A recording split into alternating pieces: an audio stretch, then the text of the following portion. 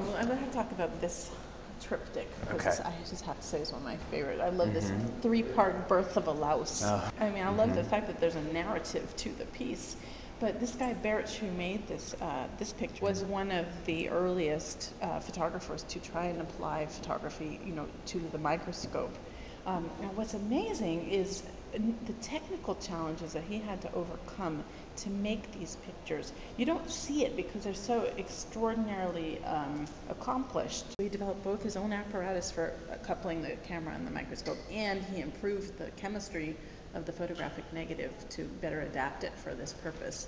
So, but what he really did was build this body of pictures that show off what photography could bring to microscopy. I mean, prior to the 19th century, the scientific illustration tend to represent a type, an ideal.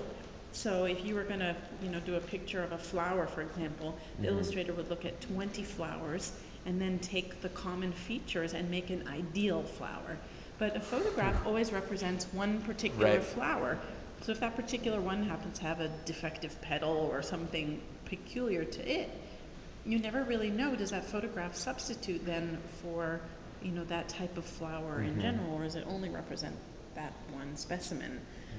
So photography wasn't immediately accepted as a substitute for drawing for that reason. He really struggled to address any sort of challenge that scientists could say, well, photography can't do this. He tried to address that. And so he made this incredible portfolio of images that he gave to the Ministry of Education and Information as a way of demonstrating what photography could do.